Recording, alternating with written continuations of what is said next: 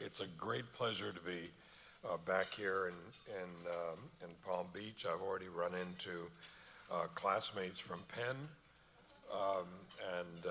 and friends from when I used to chair the Florida Philharmonic who are here, and colleagues from Knight Foundation. So this is feeling like a bit of a homecoming.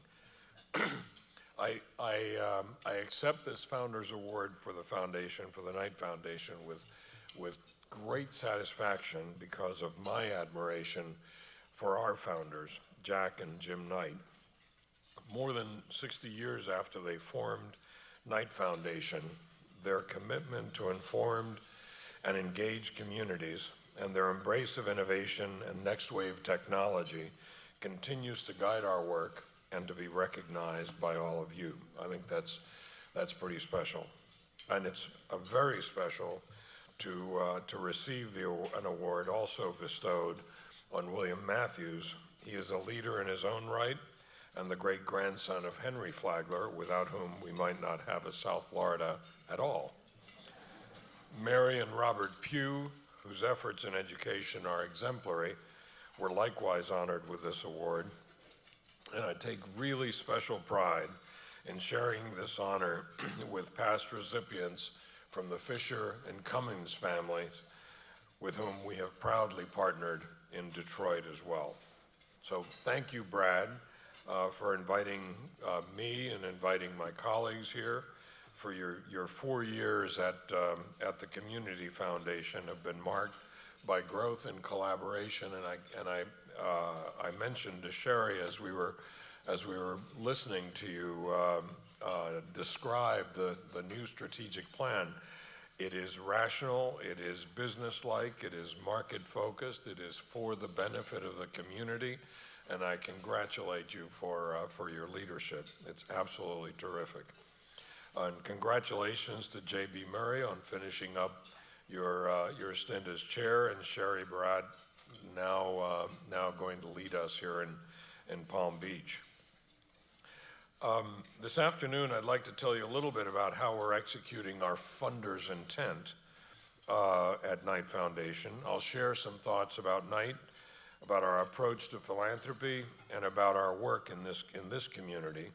And I'll close by sharing with you two exciting examples of Knight Foundation's work on a national stage.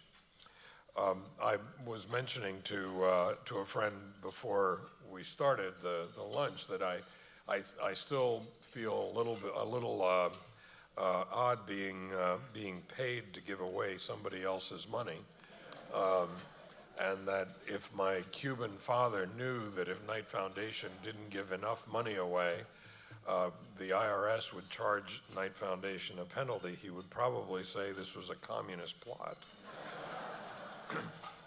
But let me begin by briefly walking you through the history and philosophy of the foundation. John and James Knight were two enterprising brothers from Akron, Ohio. They were businessmen who believed that a well-informed citizenry is the key to a well-functioning community. And as they grew their business into the largest newspaper company in the country, they made a name for themselves through their commitment to journalistic integrity and their consistent and thoughtful adoption of the latest technology.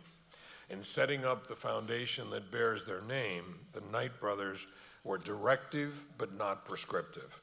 They were clear about their goals to promote free expression and to inform and engage the communities in which they published newspapers. But they were explicit that they expected and they wanted the foundation to evolve its programs over time, just as they had evolved their business over decades. So today, as the executors of Knight's donor intent, we think of ourselves not so much as a charity, but as a social investment fund. Following the Knight's example, we don't fund need, we fund opportunity. We take calculated risks to fund brilliant, innovative ideas to make things better. We are optimistic and forward-looking. We value sustainability. If you think about it, this really isn't such a new idea, and in fact, it's a very old one. In the Middle Ages, the great Jewish philosopher Maimonides established the hierarchy of charity, or in Hebrew, tzedakah, in which giving is a great thing unto itself. But his highest level of charity is that which leads to independence. It's a choice often told as give a man a fish or teach a man a fish, and we try to follow the latter path. We're a national foundation that funds locally in 26 American communities, and with $2.3 billion in our endowment, we are in the market every day.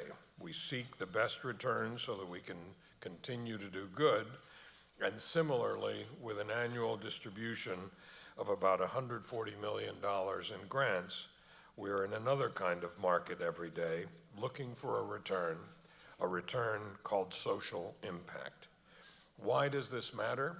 And why does this matter today? And I think it matters because we will soon face challenges that demand that we know who we are and what we stand for. So the process that I think you just went through at the Community Foundation is particularly important. Change is coming to the social and cultural sectors and to philanthropy. The prevailing political winds suggest major cuts to federal spending on social programs. And you can debate the wisdom or the potential long-term effects of such cuts. But what seems certain is that in the short term, pressure will build on the people in this room to help fill the gap created by the drop in federal on top of already low state funding.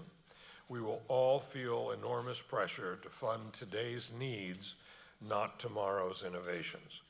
And perhaps the biggest change on the horizon might be support on both left and political left and political right for tax changes that could jolt the philanthropic sector, challenging tax exemptions, requiring greater rates of distribution, or changing the tax advantages to donors. All this is to say, we live in interesting times. And so what's to be done? Of course, one size doesn't fit all. There are differences in the way charitable organizations operate, especially when it comes to donor intent.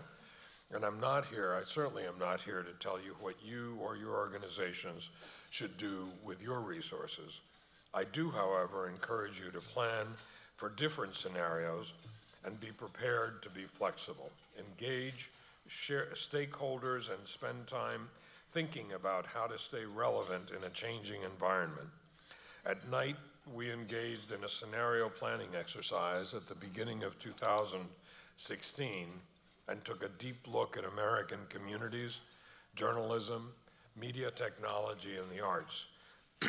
This exercise led us to a clear statement of strategy, inspired a recommitment to our core beliefs, and led to a crisper description of how we work to implement those principles. But perhaps the greatest benefit of the exercise was that even before the presidential election, it got our entire staff much more comfortable with the concept of change and thinking about how to stay relevant.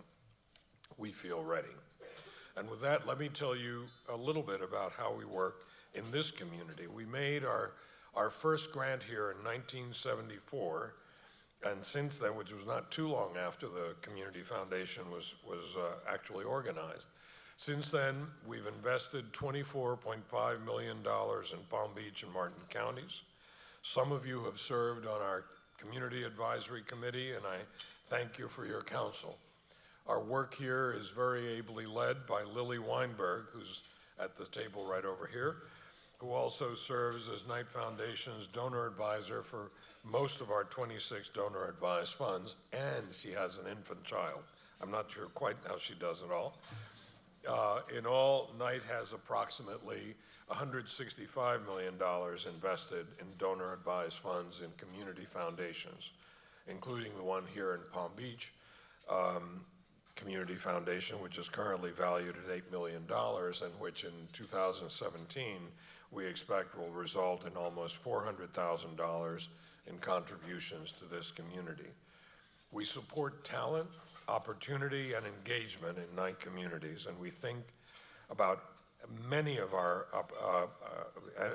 and as we think about our many opportunities to fund good projects, we look for ideas with connections to a community's underlying story, the trends that can be leveraged to multiply and the impact of our funding. And so, for example, if you look at the story of Miami, the underlying story, I would argue, is diversity. So you look for ways to bring people together from amazingly diverse backgrounds to develop a commitment to their new community.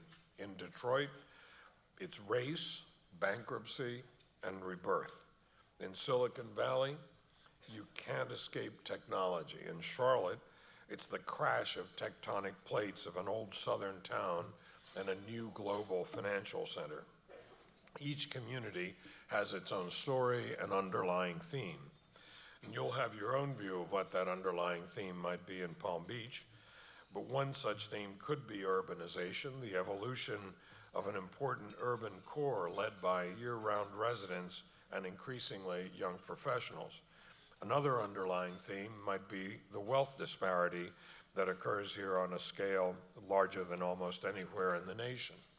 Palm Beach is a county where a short drive can bring you past both mansions and migrant workers, a county that is home to prime real estate, and a city, West Palm Beach, with a poverty rate around 20%. And one of our core beliefs at Knight is inclusive communities, so that's an area of interest. Indeed, our recent projects in Palm Beach are a pretty good case study of our approach to how philanthropy should work.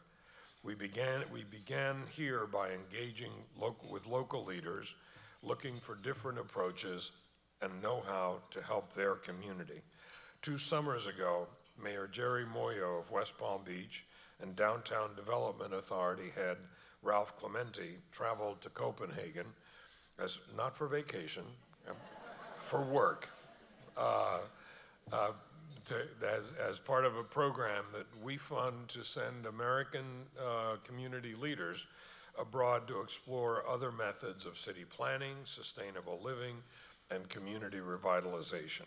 It actually has been one of the most successful programs I think we've run. People from all kinds of towns around and cities around the country have found it enormously valuable to see how Copenhagen turned itself from a city that had been blighted by too much traffic, too much urbanization, and turned it into a livable, walkable, family-friendly kind of place. As it happened shortly after, sometimes it's also better to be lucky than good, because shortly after the Copenhagen trip, West Palm Beach passed a $40 million bond measure for infrastructure, parks, and transportation, and then in the spring of 2016, Palm Beach County voters approved a penny sales tax that's expected to bring in about $2.7 billion over the next 10 years to fund education and public works. New funding is critical, but any city planner will tell you that the money alone cannot revitalize a community. You also need data, knowledge, and inspiration. So with willing local leadership, we partnered with Gale Studio, an internationally renowned architecture and design firm, to study West Palm Beach's public life and critically examine barriers and points of disconnection in the city's social geography. One opportunity they identified was the historic northwest neighborhood of West Palm Beach, an area that had a proud history but had fallen on hard times. It's just a few blocks away from downtown, but its geography has effectively shut it off from success. Our first award was a $170,000 grant to a project called Sunset Rises. The grant was used to engage residents and generate ideas for the Sunset Lounge, a former jazz club and point of pride for the Northwest community. Those ideas are now becoming a reality. The West Palm Beach Community Redevelopment Agency has committed $5 million to the revitalization and repurposing of the lounge. And I'm especially pleased to tell you that Sunset Rises was a Night Cities Challenge winner from a national contest in a pool of more than 4,000 applicants nationwide. Building on the Sunset Lounge momentum, Knight recently awarded Hotbox Art Residency a $40,000 grant. The Hotbox program converts shotgun houses into spaces for artist residences and community engagement. This is a part of Knight's larger commitment to the arts, based on the conviction that arts bind people to each other and to their communities. Our experience in West Palm reinforces that leadership matters. As the new high-speed rail is set to increase foot traffic and businesses downtown, we welcome Mayor Munoz and DDA head Clementi's commitment that the entire community will see the benefits. As you create a more inclusive and connected West Palm Beach, we're glad to partner with residents and with partners like the Community Foundation, Quantum Foundation, West Palm Beach City Government, and of course the DDA. This is how it should work, with everyone at the table to determine what their community looks like and who it's actually for. West Palm is, of course, just one example of how Knight is partnering with local leaders, organizations, schools, local governments to fund impactful projects from Akron to St. Paul, from Columbus, Georgia, to Philadelphia. We work to fulfill the Knight brothers' vision of well-informed communities supporting a well-functioning democracy. Because Knight is also a national foundation, I wanted to, we're sort of a little bit schizophrenic. We're national on journalism and media, and we're very, very committed to local in the 26 communities where we work. But I want to briefly touch on a couple of national initiatives that I think might be of interest to you. The first is our employment of diverse investment managers, and by that I mean with the number of money managers that are possibly in this room. I want to make sure I'm clear that by diverse I mean by race, ethnicity, and sex. And second, our work involving agents of artificial intelligence. They are in two very different areas, but I think both are interesting projects. We believe in a pluralistic, multi-ethnic society like ours. The equitable inclusion of all is not only right, it is good. You all know the statistics, like the facts that a slight majority of babies born in the United States today are not white, or that the role of women in our economy has expanded dramatically in recent years, to the point where 47% of our workforce is female. And yet, despite these demographic shifts, whole sectors of our economy remain a white man's club. And that's true of money management. Even in 2017, as women and minorities make significant strides in industry, not a single subcategory of investments, whether it be mutual funds, private equity, or real estate trusts, has more than 5% of assets managed by minorities or women-owned firms. So 7 years ago, Knight set out to change this within our own organizations. In 2010, we had $7 million of our assets managed by minority or women firms. Actually, it was a minority firm. It was only one investment. We looked at the institutional biases. I had actually been asked to be on a panel, and the person said, I'm going to ask you a question, and the question is going to be, how much have you got under management by minorities and women? I said, not a problem. I figured we probably were in good shape, and I called, asked, and they told me it was $7 million. And I said, no, not just that one investment, I mean the whole thing. And in fact, it was $7 million. I said, how could that be? And the reason it could be is that even though we had a policy that all things being equal, we would give the nod to a woman or a minority firm, what we had were requirements on the way to all things being equal that said that you not only had to have had a lifetime of experience. You had to have a very long period of time of actually owning the firm. And the fact that that many of the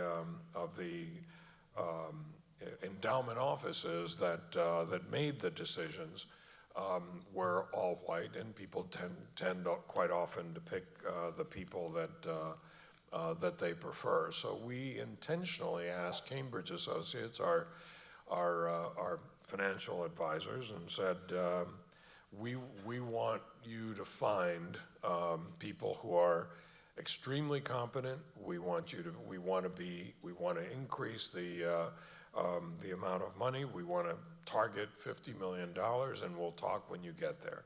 And what we were told, well, you're likely to lose money. And I said, well, that's really not the way it's going to be, because we don't lose money on the investment side. We give away money on the grant side, but on the investment side, the name of the game is we make money. Long story short, and you can read about this in an op-ed I wrote at cnbc.com and on our website, but we with intention, with diligence, with the good efforts of Cambridge Associates, we roared past the 50 million, past 250, and we're now nearing $500 million invested, managed by women and minority firms.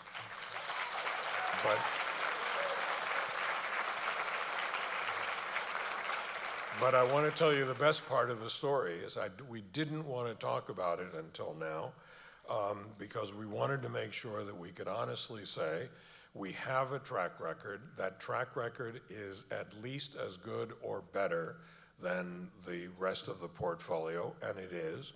We wanted to honestly be able to say when the minority or women firm didn't work out, we said goodbye, and we have. When there's a need to rebalance the portfolio and change the manager, we have done that as well.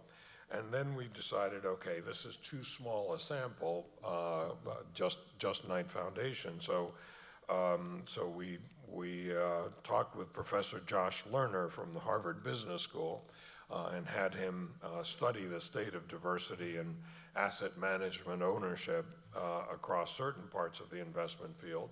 And that report, which was released a few weeks ago, confirmed our experience. There is no discernible difference in how diverse and non-diverse funds perform. Despite this, women and minorities manage a paltry single-digit percentage of the more than $70 trillion in assets under management today. It's hard to change old habits, especially when so much of the industry clings to status quo, and it's easy to go along. But we believe the way forward is to embrace innovation and change, and we hope others will replicate and surpass our success. In fact, I'm quite sure of it, because since we began doing this, a number of others have been doing the same, and I think the second time, probably not next year, but the year after, that we do the same study on women and minorities managing money, I think we'll have better data, we'll have fuller data, and I hope we have a continuing good story to tell. A different way in which Knight is making a difference is in artificial intelligence. It is something that came actually directly out of our scenario planning, because we found at every turn, agents of artificial intelligence were part of what we saw as our future. And as we looked at the changes in the media business and in our communities, we found artificial intelligence obviously in our media, using algorithms to tell us what we know or think we know. Every time you Google a fact, you've used an artificial intelligence agent. They're used to fly our airplanes. The fact of the matter is that although it's a relatively little-known fact, but in bad weather, the protocol is you go to the artificial intelligence agent, not the pilot. And soon it'll be used to drive our cars. They're used in food production and medicine. They can take us to the moon, teach our children, and play chess. 10 years ago, the inventor of the World Wide Web, Sir Tim Berners-Lee, came to Knight asking for a grant to develop computer code to help determine truth or falsity. He told me he had not taken out a patent on the World Wide Web, which I later lamented because I was chairman of his foundation for a while, and we had to go ask for money. And I said, Tim, if you'd just taken out a little bit of a patent. But he didn't take out a patent on the World Wide Web because he thought it should be free and universal. And he thought the biggest threat to a free and universal web would be the lack of authenticity on the web, the number of, the amount of deceit, the amount of misinformation, the amount of dissembling. I simply couldn't understand how you could deal with that, and he said he wanted to write code. He wanted to write a computer program to tell truth or falsity. He said, do you want money for 10,000 fact checkers? And he said, no, that's a newspaper solution. I'm an engineer, I write code, and we went along with him. It's hard to tell no to the inventor of the World Wide Web. And say, no, actually, I know better. And in fact, it was not the most successful program, except that it set us off on a path to think about how to use technology for the solution of social problems. The grant that we made to Tim back then was able to identify sources.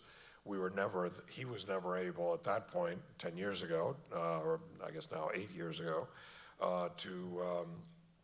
to figure out how to make the program tell truth from false. But it was the beginning. Tim, he and others continue to explore, and perhaps that's why at many of the artificial intelligence conferences I've attended recently, there are invariably representatives from the Vatican and Tibetan monks. I don't know why those two, but just think about it and think about artificial intelligence and religion and draw your own conclusions.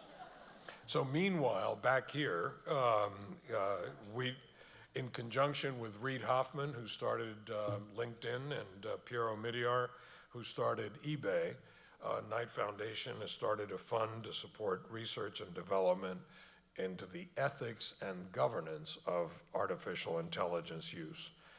We are partnering with the MIT Media Lab and Harvard Law School's Berkman Center, and we've set out to address the global challenges of artificial intelligence from a multidisciplinary perspective, grounded in data, code, and rigorous academic analysis. Artificial intelligence is in our lives. It is a deeply human issue with an outsized influence on the cultural, political, economic, and emotional future of humanity. For that reason, we believe artificial intelligence and the decisions we make about it should be a broad endeavor, including all of us, bridging the gap between the humanities, social sciences, and the STEM fields. And we hope that we spur innovation and dialogue that will help provide answers to the challenging practical and ethical questions posed by AI today. This all, to me, underscores the larger theme, of course, that Bob Dylan had it right. The times, they are a-changing. The demographics are changing, the media landscape is changing, and politics is changing, bringing with it new pressures.